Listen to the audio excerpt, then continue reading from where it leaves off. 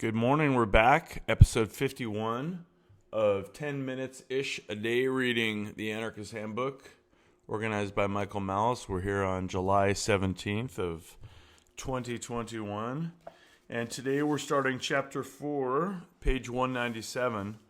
And this is Alexander Berkman, Prisons and Crimes, 1906. And here's what Michael Malice has to say at the beginning of that essay. Inspired by his mentor Johann Most, Alexander Berkman decided to take matters into his own hands and engage in an attentat, assassination, of Andrew Carnegie's lieutenant, Henry Clay Frick, in 1892. Frick was overseeing the Homestead strike in Pennsylvania, and matters had already turned deadly. Berkman failed to kill Frick, and his actions were disavowed by most the person and most people. He ended up serving over a decade in prison, eventually penning Prison Memoirs of an Anarchist. How to deal with criminals is one of the biggest questions people have of the anarchist perspective. Here, Berkman gives one possible anarchist framework with which to study the issue. And here's Berkman's essay. Modern philanthropy has added a new role to the repertoire of penal institutions. While formerly the alleged necessity of prisons rested solely upon their penal and protective character, today a new function, claiming primary importance, has become embodied in these institutions, that of reformation.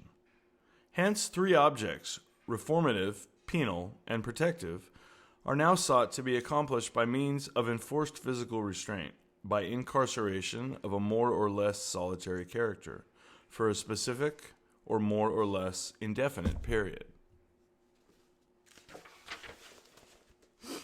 Seeking to promote its own safety, society debars certain elements, called criminals, from participation in social life by means of imprisonment. This temporary isolation of the offender exhausts the protective role of prisons. Entirely negative in character, does this protection benefit society? Does it protect? Let us study some of the results. First, let us investigate the penal and reformative phases of the prison question. Punishment, as a social institution, has its origin in two sources. First, in the assumption that man is a free moral agent and, consequently, responsible for his demeanor, so far as he is supposed to be compos mentis, and second, in the spirit of revenge, the retaliation of injury. Waiving, for the present, the debatable question as to man's free agency, let us analyze the second source. The spirit of revenge is a purely animal proclivity, primarily manifesting itself where comparative physical development is combined with a certain degree of intelligence. Primitive man is compelled by the conditions of his environment to take the law into his own hands, so to speak, in furtherance of his instinctive desire of self-assertion or protection in coping with the animal or human aggressor, who is wont to injure or jeopardize his person or his interests. This proclivity, born of the instinct of self-preservation and developed in battle for existence and supremacy, has become, with uncivilized man, a second instinct, almost as potent in its vitality as the source it primarily developed from, and occasionally even transcending the same in its ferocity in conquering, for the moment, the dictates of self-preservation. Even animals possess the spirit of revenge. The ingenious methods frequently adopted by elephants in captivity in avenging themselves upon some particularly hectoring spectator are well known. Dogs and various other animals also often manifest the spirit of revenge. But it is with man, at certain stages of his intellectual development, that the spirit of revenge reaches its most pronounced character. Among barbaric and semi-civilized races, the practice of personally avenging one's wrongs, actual or imaginary, plays an all-important role in the life of the individual. With them, revenge is a most vital matter, often attaining the character of religious fanaticism. the holy duty of avenging a particularly flagrant injury descending from father to son, from generation to generation, until the insult is extirpated with the blood of the offender or of his progeny.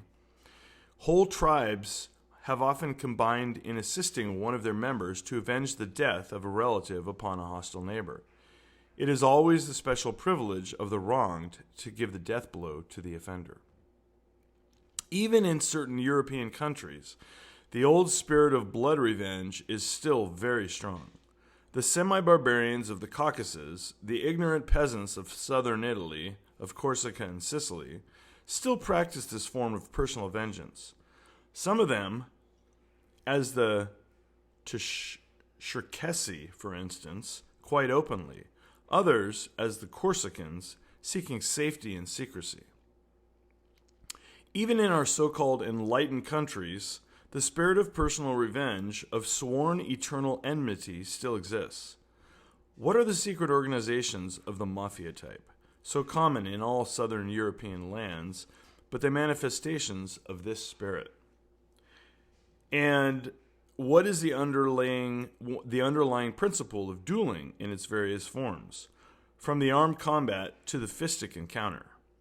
But this spirit of direct vengeance, the desire to personally avenge an insult or an injury, fancied or real, to wipe out the same, even with the blood of the antagonist. It is this spirit that actuates the enraged husband in attempting the life of the, quote, robber of his honor and happiness. It is this spirit that is at the bottom of all lynch law atrocities, the frenzied mob seeking to avenge the bereaved parent, the young widow, or the outraged child. Social progress, however, tends to check and eliminate the practice of direct personal revenge. In so-called civilized communities, the individual does not, as a rule, personally avenge his wrongs. He has delegated his, quote, rights in that direction to the state, the government, and it is one of the, quote, duties of the latter to avenge the wrongs of its citizen by punishing the guilty parties. Thus we see that punishment, as a social institution, is but another form of revenge, with the state in the role of the sole legal avenger of the collective citizen. The same well-defined spirit of barbarism in disguise. The penal powers of the state rest theoretically on the principle that in organized society, quote, an injury to one is the concern of all. In the wronged citizen society,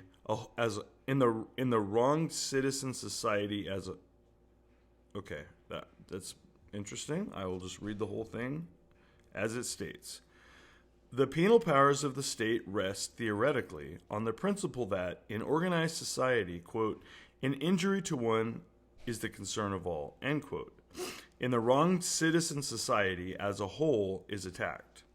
The culprit must be punished in order to avenge outraged society, that, quote, the majesty of the law be vindicated. The principle that the punishment must be adequate to the crime still further proves the real character of the institution of punishment. It reveals the Old Testament spirit of an eye for an eye, a tooth for a tooth. A spirit still alive in almost all so-called civilized countries. As witness capital punishment, a life for a life. The criminal is not punished for his offense as such, but rather according to the nature, circumstances, and character of the same as viewed by society. In other words, the penalty is of a nature calculated to balance the intensity of the local spirit of revenge aroused by the particular offense. This, then, is the nature of punishment. Yet strange to say, or naturally perhaps, the result attained by penal institutions are the very opposite of the ends sought. The modern form of, quote, civilized revenge kills, figuratively speaking, the enemy of the individual citizen, but breeds in his place the enemy of society. The prisoner of the state no longer regards the person he injured as his particular enemy, as the barbarian does, fearing the wrath and revenge of the wronged one. Instead, he looks upon the state as his direct punisher. In the representatives of the law, he sees his personal enemies. He nurtures his wrath, and wild thoughts of revenge fill his mind. His hate towards the persons directly responsible, in his estimation, for his misfortune, the arresting officer, the jailer, the prosecuting attorney, judge, and jury, gradually widens in scope, and the poor unfortunate becomes an enemy of society as a whole. Thus, while the penal institutions on the one hand protect society from the prisoner so long as he remains one, they cultivate, on the other hand, the germs of social hatred and enmity. And we'll stop right there, about 2/3 of the way down on page 200. Again, reading from Alexander Berkman, Prisons and Crime, 1906, in the Anarchist Handbook, organized by Michael Malice.